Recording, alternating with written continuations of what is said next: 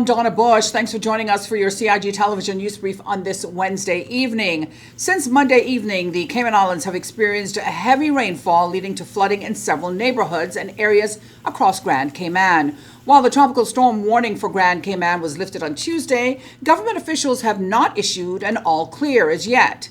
Weather experts report that what has now become Hurricane Helene rapidly intensified overnight as it entered the Gulf of Mexico. We predicted, as I mentioned before, up to 18 inches from Sunday through Thursday. Now we're almost through it, and we have about 10 inches. We expect some more to the end tomorrow, potentially up to another 4 inches or so. So the elevated tides have also played a role, especially for this morning. These bands came in around the time of high tide, so that's what exacerbated the flooding that some of our residents experienced today. So high tides will continue to play a role for a couple of weeks, so we have to be mindful of when we see these heavy bouts of showers that localized flooding is likely.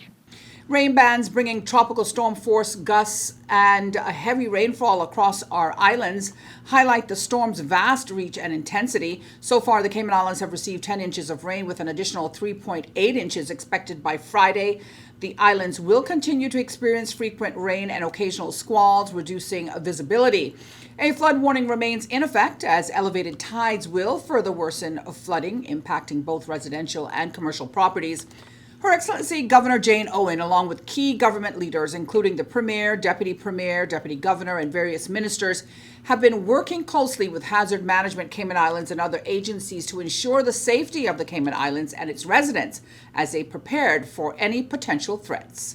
So what we've tried to do is to make sure that we have the right structures and meeting rhythms in place so that we can take the decisions at different levels, but we can also cope with a certain amount of flexibility and unpredictability to make sure that we're on top of what's happening in real time and being able to respond to the needs of everybody across our islands. The top priority, of course, is safety.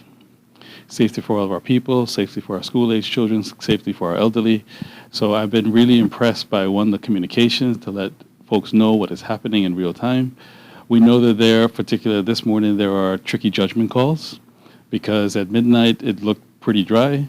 I was still awake at midnight. It didn't sound like much was happening. By the time you roll out of bed at about 4 o'clock, you can hear the intensity of the storms.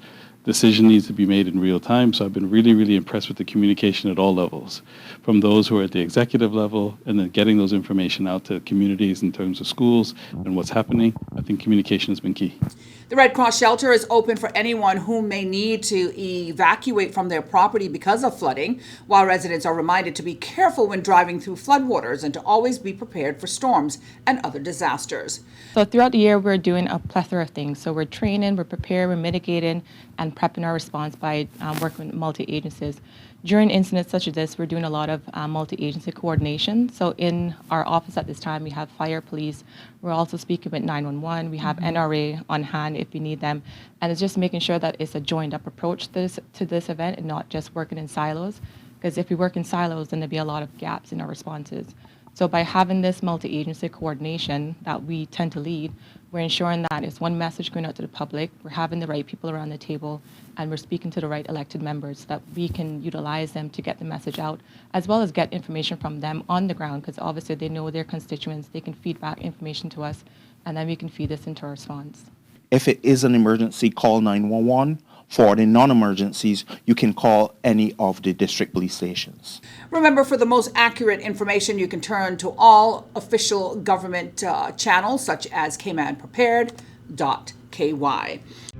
Now for this evening's weather forecast. Again, the Cayman Islands National Weather Service continues to maintain a flood and marine warning. Cloudiness and showers associated with the outer bands of newly upgraded Hurricane Helene are expected to linger through this evening with a gradual decrease expected thereafter. Tonight, expect overcast skies with a high 80% chance of heavy showers and some thunder. Again, flooding is expected in low-lying areas.